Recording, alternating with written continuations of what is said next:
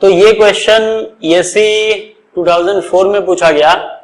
A perfect gas at 27 degree Celsius was heated until its volume was doubled using the following three different process separately। मतलब isobaric process, isothermal process, फिर isentropic process. Which one of the following is the correct sequence in the order of increasing value of the final temperature of gas reached by using the above three different process? और ये options दिया है। तो इसमें ये बोला है कि करेक्ट सीक्वेंस निकालना है of increasing value of final temperature of the gas. मतलब इन सभी प्रोसेस से जो मुझे टेम्परेचर मिलेगा उसको मुझे किस ऑर्डर में लगाना है? इंक्रीजिंग वैल्यू में अरेंज करना है। तो वन बाय वन हम लोग देखते हैं कि कौन से प्रोसेस में कितना टेम्परेचर होगा। अब इनिशियल जो है टेम्परेचर दिया हुआ है, वन बाय वन हम लोग हर एक प्रोसेस का डिस्कशन करेंगे।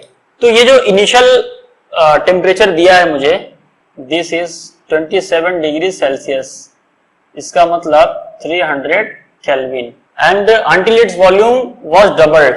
तो वॉल्यूम क्या हो रहा है? डबल हो रहा है। इसका मतलब V2 is the twice of V1। Okay, तो पहला जो प्रोसेस है इसका मैं एक काम करता हूं, एक ग्राफ ड्रॉ कर लेता हूं, थोड़ा अच्छे से फिर आइडिया मिलेगा हमें। प्रेशर ये हो गया, वॉल्यूम ये इनिशियल कंडीशन है, मान लो 1 था, फिर कांस्टेंट प्रेशर। एक प्रोसेस ऐसा जा रहा है, एक प्रोसेस आइसोथर्मल है वो ऐसा जाएगा, तीसरा वाला जो है वो आइसेंट्रोपिक है वो ऐसे जाएगा। सो यहाँ पे प्रेशर इज कांस्टेंट, यहाँ पे टेम्परेचर इज कांस्टेंट और इसमें एंट्रोपी इज कांस्टेंट। तो वन बाय वन हम लोग देखते हैं कि किसमें कितना टेम्परेचर मिल रहा है। तो सबसे पहला आइसोबारिक प्रोसेस के लिए अगर मैं इक्वेशन लिखूं तो मुझे पता है कि अगर मैं आइडियल गैस का इक्वेशन यूज करूं, PV is equal to nRT, ठीक है। तो इसमें क्या है?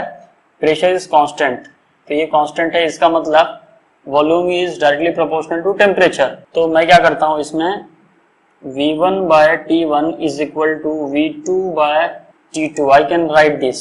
अब ये है 300 और ये है ट्वाइस ऑफ V1, तो मिल गया मुझे 600 केल्विन। तो इसके केस में मुझे कितना मिला? 600 केल्विन का टेम्परेचर मिल गया।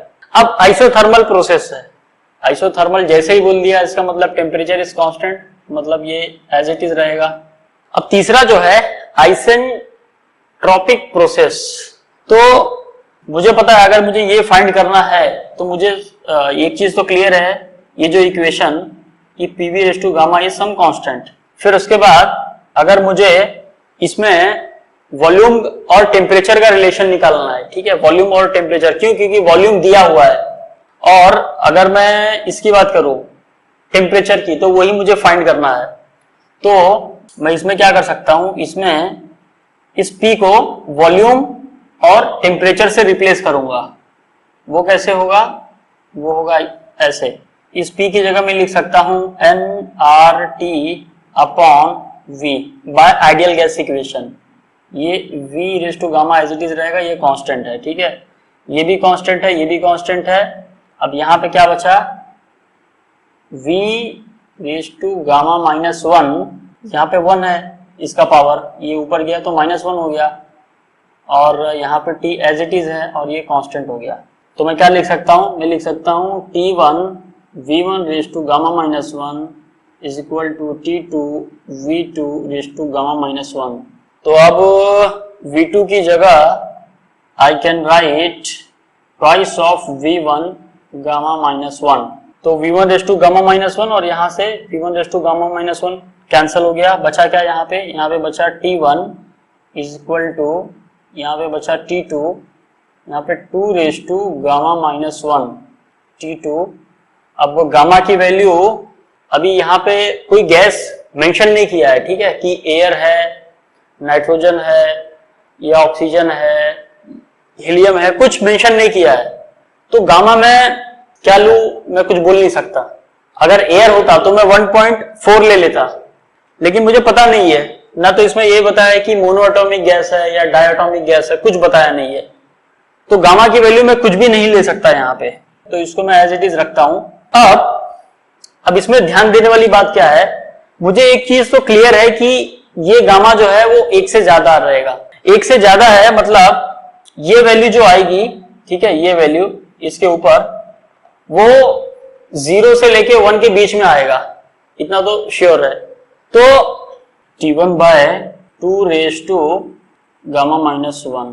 तो इसमें एक चीज तो क्लियर है कि अगर इसकी वैल्यू, मान लो गामा की वैल्यू क्या क्या हो सकती है, अगर मोनोएटॉमिक गैस है तो 1.67, डायएटॉमिक है तो 1.4, ट्राइएटॉमिक है तो 1.33। मान लो मोनोएटॉमिक गैस है तो ये कितना हो जाएगा, ये हो जाएगा 0.67। तो 0.67 है, इसका मतलब ये जो वैल्यू आएगी, ठीक है, ये वैल्यू ये 2 से कम आएगी। इसमें से कोई भी वैल्यू ले लो आप, कोई भी वैल्यू ले लो, आपको इसकी जो वैल्यू है ये पूरे की, ये आपको 1 से 2 के बीच में आएगी। कितनी? 1 से 2 के बीच में। तो अगर मान लो ये 2 होता तो ये केस में T1 बाय 2 मतलब 300 बाय 2 यानी 150 आएगा। अगर ये वैल्यू 2 होगी और 1 होगी तो कितना आएगा? 300। और ये वैल्यू जो है इन दोनों के बीच में रहने वाली है। तो इसमें एक चीज क्लियर है कि ये जो T2 की वैल्यू मिलेगी आपको, ठीक है, वो आपको 150 से 300 के बीच में मिलने वाला है।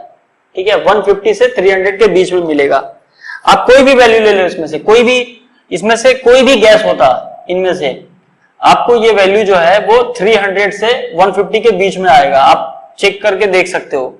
ठीक है, अगर यहाँ पे आप T1 की वैल्यू ले लो 300 और पहले ये लेके देखो, फिर ये लेके देखो, फिर ये लेके देखो, आपको ये जो वैल्यू मिलेगी वो 150 से लेके 300 के बीच में ही मिलने वाला है।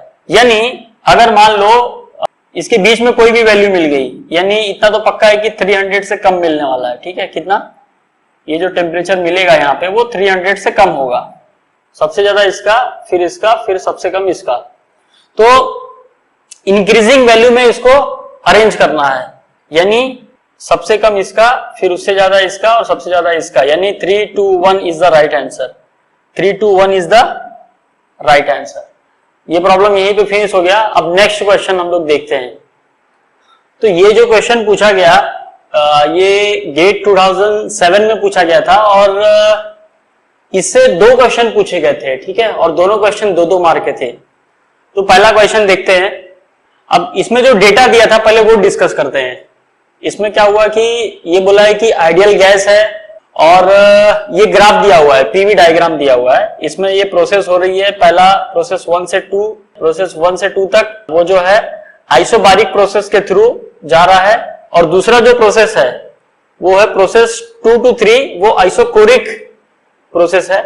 और उसके बाद जो 3 to 1 हो रहा है दिस इज आइसेंट्रोपिक प्रोसेस। ठीक है, कौन सा प्रोसेस है ये? आइसेंट्रोपिक।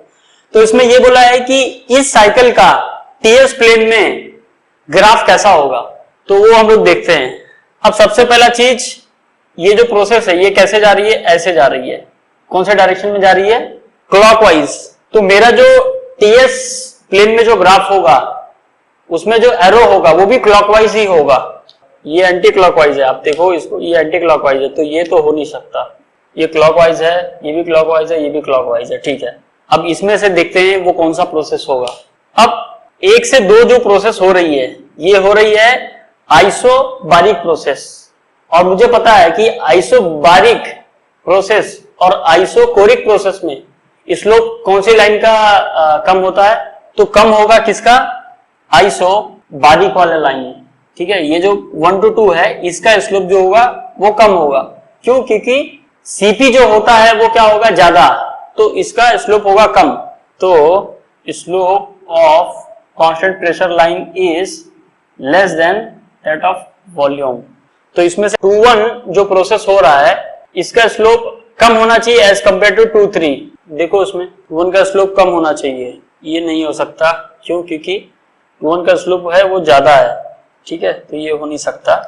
और इसमें आप देखेंगे कि कम हो रहा है, ओके, दोनों में कम हो रहा है। इसमें भी आप देखेंगे 2-1 का जो स्लोप है वो एज कंपेयर टू 2-3 वो कम है, इसमें भी कम है और इसमें भी कम है। लेकिन ये जो 3 to 1 प्रोसेस हो रहा है ये आइसेंट्रोपिक प्रोसेस है, मतलब एंट्रोपी कांस्टेंट होनी चाहिए। तो एंट्रोपी कांस्टेंट किसमें है? 3:1 प्रोसेस में, इसमें। तो this is my correct option, ये जो है this is my correct option. और दूसरा ये भी था, आप ऐसे भी देख सकते थे कि ये जो 3:1 प्रोसेस है ये आइसेंट्रोपिक प्रोसेस है, मतलब ये टीएस में वर्टिकल लाइन होगी, तो ये और ये तो हो नहीं सकता, ये दोनों में से कोई एक ही होगा, और उसमें भी ये डायरेक्शन इसकी एंटी क्लॉकवाइज है, तो ये तो होगा नहीं, मतलब ये बच गया ऑप्शन। तो अब नेक्स्ट क्वेश्चन देखते हैं।